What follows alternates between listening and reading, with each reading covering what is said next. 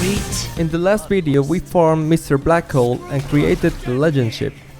Now we are going to farm the easiest boss in that difficulty, Midori Midorikawa, because Oma doesn't count. Proceed to equip the legend chip and enter the fight. Listen, this mean, scary old man is standing right there. Let's kill him together. He's pretty tough. I might even die. Midori have multiple attacks that you don't need to worry about because she'll never get to use any of those. Let's change the order of the guide a bit and take a look at this.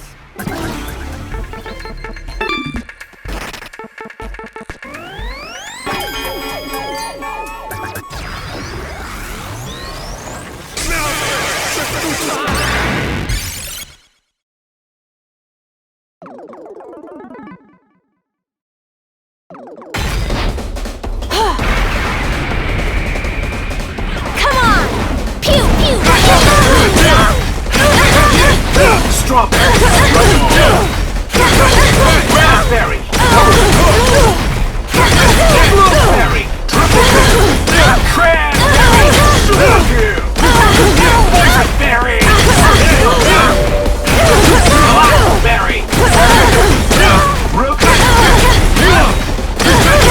Gooseberry!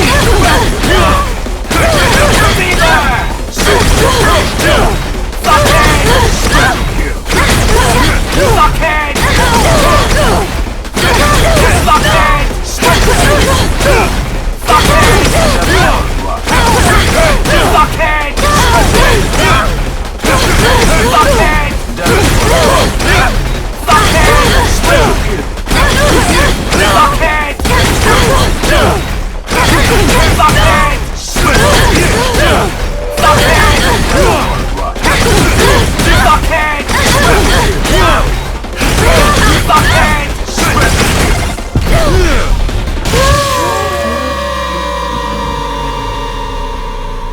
As you can see, you can stun lock her for the entire fight thanks to the legend chip. It's not a glitch, and yes, it can be replicated over and over again. Just needs a little bit of timing and practice. The legend chip allows you to project a slash that stuns the opponent with the first swing. That's why you need to use only normal attacks. Start the fight by avoiding the first attack that can be either the big flame blast or the fireball. Other times she will only warp, always to the left side to cast the bouncing fireball. If that's the case, just run to the left. Whatever the case, get close and wait for her to finish the attack and perform a single normal combo. The idea here is to be in range so that the projected slash hits her almost at the same time the normal slash does. Doing that will stun her for the entire duration of the combo. Don't move anything at this point, just watch closely to her movement, and as soon as you see her bending backwards, do another normal combo.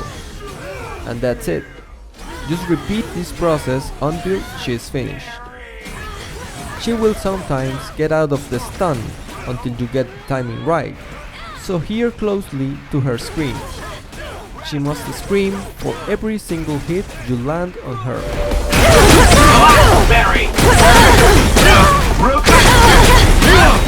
If she doesn't scream, stop your combo and get away, ready to avoid her attacks. When you get this right, farming Midori will be a breeze because you don't even need to worry about phases or anything. You can use the attacks of the full green mode if you want, but I recommend just to practice the stun lock for optimal results. At the beginning it's normal to screw up the timing at some points, so be ready to avoid her attacks and try again. This stun can happen at any point of the fight if done right. The bouncing fireballs. She will warp out and cast those that leave little fire spots in the field. Try to follow her by the gust of wind she leaves while warping. Then run straight to her to start the stun. The fireball can be avoided if you just stay right beneath her, ready to strike. The fire blast can be avoided by jumping and maintaining the jump until she's done, to fall just in front of her to strike. Her wind attacks can become quite deadly if any of those touches the fire in the field. The tornado, for example, is very little and can somewhat follow you for a short period of time. But if it touches fire, a huge tornado will rapidly go towards you. To avoid the little one, go towards it and leave it behind you, or fly a little. For the second one, do a quick dash if needed. She'll use a wind sword 2 times. Be on the lookout for a green aura and jump until finished or just get away. There's plenty of time. If she's surrounded by fire though, the sword will be significantly bigger and deadly. Same procedure to avoid it. She will often send wind blasts through the field. Avoid them by jumping or just get away. If those catch fire, it's better to jump because they are quicker and bigger.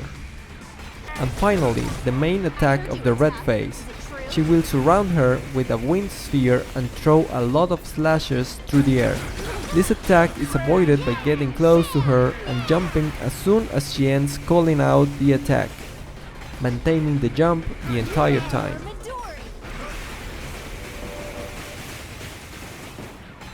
Be careful because this attack can happen at any time of the red phase and can damage you instantly or straight kill you if you are careless.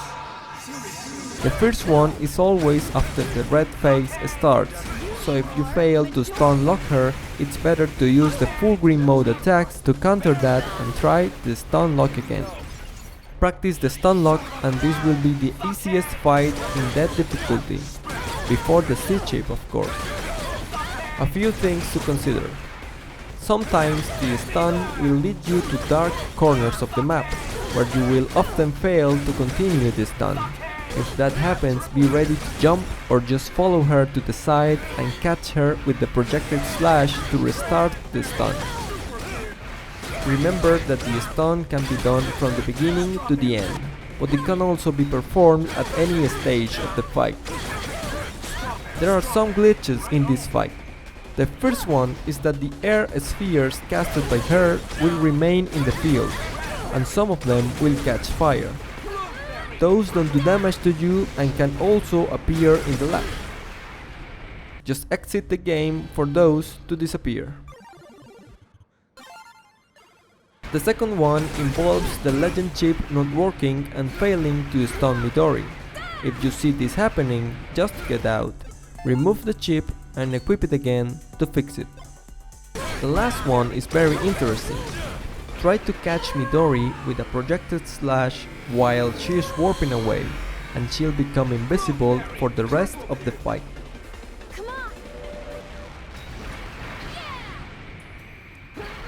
You can still lock her and stun her, and if she's killed while being invisible, the death section in the battle selection menu will be grayed out for a while. The next junk needed in order is the Destroy Brain from Destroy Man True Phase, and for this fight is highly recommended to save a full green mode.